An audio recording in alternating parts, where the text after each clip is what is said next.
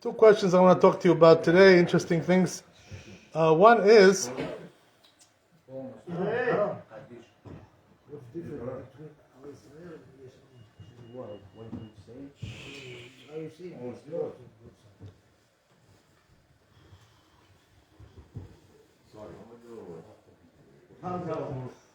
can we start? Yes. I have your permission? Okay.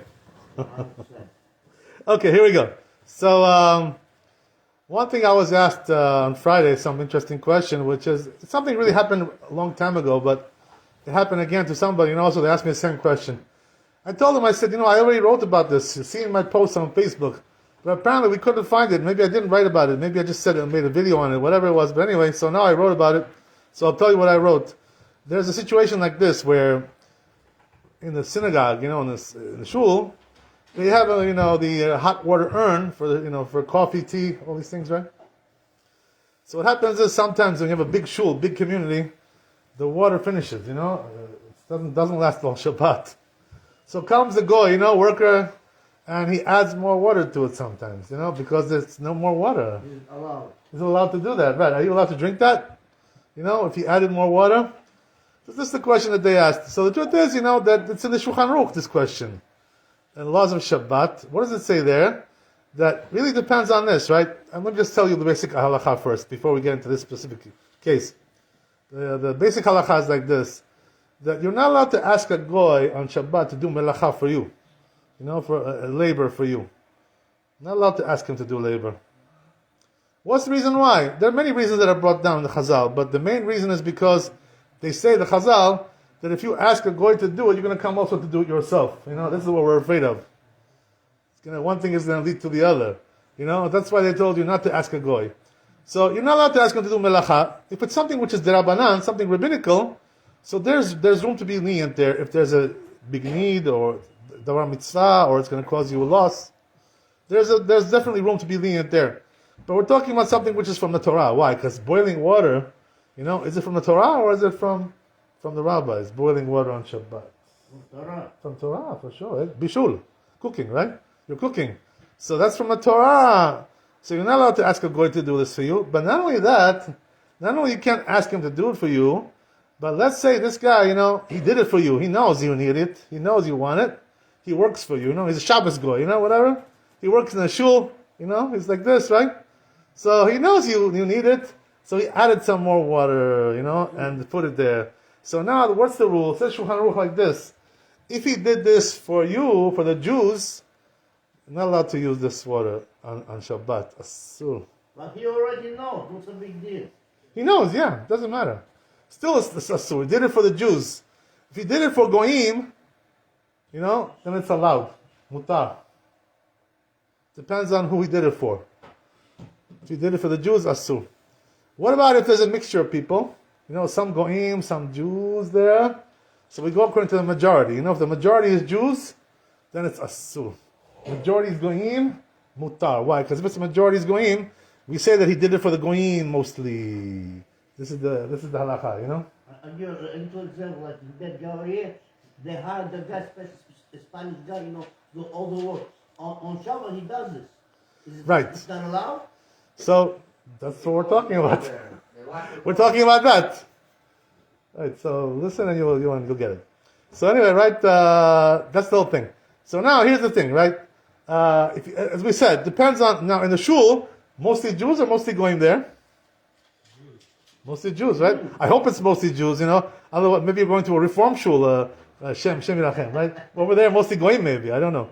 It could be Jews there. So then apparently it's not allowed. That's why some rabbis, they tell, if they see the goy doing this, they tell him, don't do this. No. They tell the goy, no, don't do it. Right, so this is what my friend told me, my chavruta, one of my chavrutas told me like this. So he said, right, so what's the answer?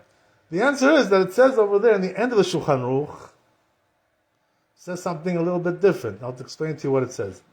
What about if you see, right, the goy, you can see the way he's doing it, you can see that he's also doing it for himself. You know what I mean? Not only for the Jews. So what does that mean? The classic case like this, right? that he puts the water in there into the mecham, right, into the tea urn, and then what happens? He also takes a cup himself. He wants to also have some tea. I mean, he takes for himself also. So what do you see from there? They did it for himself. You know what I mean? So there, right, says the Shulchan Aruch, it's allowed. Even though the majority of the people over there are Jews, it's a bit Knesset, right? Mostly Jews there. But since you saw that he did it for himself, so that means he did it for himself. So therefore it's allowed. In the beginning? What does that mean in the beginning? Bereshit? No, I'm talking about, you see, get the first cup, or you could do it later on. It doesn't matter first cup, right? The most important thing is we see that he takes, He takes from there. It doesn't have to be first cup. First cup is for the Kohanim. That's for you. That's something else. You get the first. That's something else. We're not talking about that. Okay, so it's not for a goy. It's for the Kohanim. Okay, so anyway, right, as we said, if you see that he takes for himself. So same thing also over here, you understand? And I found this also in the Chazon Obadia, Maran Obadia Lashon. He says in Chazon Obadia, Shabbat, Chelek Vav, the last book that he wrote before he was Niftar. Right? When he was Niftar, Maran, he was 93 years old. The last book that he wrote was Hilchot Shabbat, Chazon Obadia Shabbat. And he was trying to, I'll tell you something funny, that at that time, people were trying to get in, to Maran, to get a bracha, to ask a question. But he wasn't taking many people, like he was trying to push them away a little bit, you know what I mean? So it was hard to get in, you had to push, really push in there. You had to say, you had to push, otherwise you couldn't get in. So people were wondering, what's going on? He doesn't like us anymore? He doesn't love us anymore? Maran? What happened? We're not his children anymore? We're not his Talmidim? What happened? So he told everybody, like this. He said, listen, he told them, I know I don't have much time left in this world. He says, I'm sick. I'm going to die soon. That's what he said. I know I don't have much time left. So he says, I'm writing this book down on Shabbat. He told people, he says, if I don't finish it, before I die, that's it. Well, who's going to do it? So he says, there's no other rabbi in this generation who can write this book on Shabbat like me. There's no other rabbi. Because he was the only one who had that knowledge, that halakha, the real knowledge. He had the goods, the goods. He had the goods. He had the merchandise. So he said, nobody else can do it besides me. That's why he wasn't taking people. He was like, only emergency, Like if you really, really push, I'll take you, but otherwise, I don't really want to see you. I'm writing my book now. I'm too busy. Please, leave me alone. So what happened was, but in the end, he didn't really finish, He did 6 volumes.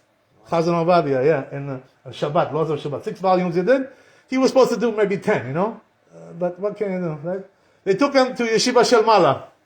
They took him upstairs in the middle of the 6th volume. So that 6th volume is where it says this halakha. He brings down this halakha, the last one before he was niftar, and that's exactly what it says. Like just like the Shulchan Aruch, like I told you, that if you see the goy is doing it for himself, right, then it's okay, it's mutar. Why? Because he's not doing it for the Jews, really, right? It's mainly for himself. You know how people are. People are selfish, If they want something for themselves, they care more about themselves than they care about somebody else. That's the way it is, That's how life is. Wow. So therefore, it's allowed. What can we do right now? Okay, good. So that's one halakha I want to tell you. Another question I was asked.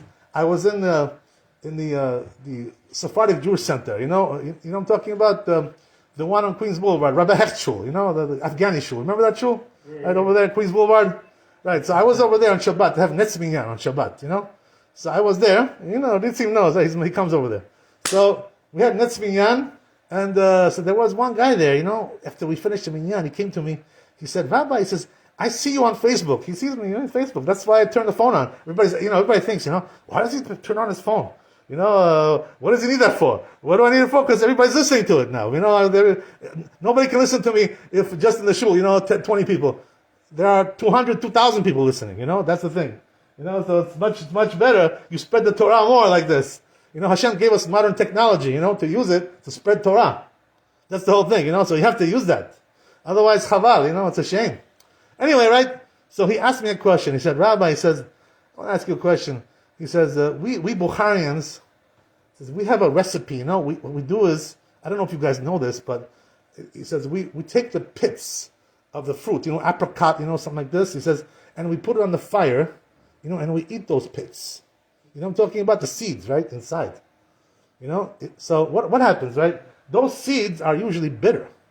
Understand? But what happens is that when you put it on the fire, you roast it, it gets sweeter. This is what he told me. He says, so he asked me, Rabbi, okay, so what's the bracha for this? That was the question, right? What bracha do we make for that?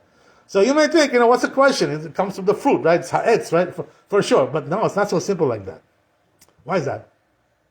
Because as we said, right, that these seeds are bitter, usually, but the only way you can eat them is to let's say dip them into honey or roast them, it's going to become sweeter like this. Otherwise, who's going to eat this thing?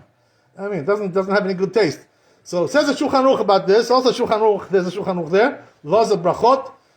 In Siman Reish Bet, it says over there that it depends, It says if the pits of the fruits are sweet, naturally, right? Naturally sweet, so then he says the bracha is ha'etz, just like the fruit itself. Borei pi ha'etz. If it's sweet, it's considered to be a part of the fruit, like that. But what about if it's bitter? Right? What happens over there? Right? What bracha do you make on a bitter pit of the fruit? So says Shulchan Aruch, no bracha.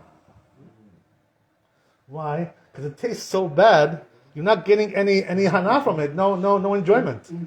No enjoyment there. You understand? So there's no bracha on that. It's garbage. It's like you're chewing a piece of wood. That's what it is. Nothing there. So if it's bitter, here, you want to say something? If it's bitter, the rule is no bracha. So by the way, this applies. I want to tell you, this applies to every food. So you tell me every bracha that we make is going to be sweet? Every food, I'll tell you what I say. I'll tell you what I'm telling you. I'll explain to you. Every food you eat, which is very bitter, right? And you don't enjoy it at all, you don't make a bracha on that. This is the general rule, If you don't enjoy it, terrible, like this, If there's no enjoyment because you're blessing on the enjoyment, on the hana, that's the whole blessing. So if you don't enjoy it, what are you going to bless on? You understand? That's the thing. So, but any food is like that. You cannot enjoy every bracha that you make. It's impossible. You see what it is? I'll tell you something. I'll explain to you a little bit, right, to explain to your question. Okay. What about, for instance, lemon? Some people like to suck lemon, like this, right? Bitter rind. It's very bitter, right, lemon? It's very sour. Do you bless on lemon? Do you make a bracha? The answer is, yeah. The answer is you make a bracha on lemon. Even though it's very bitter, it's very sour. Only one? Why? Because you do enjoy it a little bit. There's something there, enjoyment there. You understand? But when something is really, really bitter, you don't enjoy it at all. Nothing, zero. Like, efes. Nothing there. So there, right, there's no bracha. So you see now what I'm trying to tell you? If there's a little bit of enjoyment, you have to bless. But if it's like totally, forget about it. No blessing on that. The pits of the apricot are usually salted and roasted. Right, roasted. That's it. That's the Bukharian recipe. That's what he told me. There you go. So what's the bracha?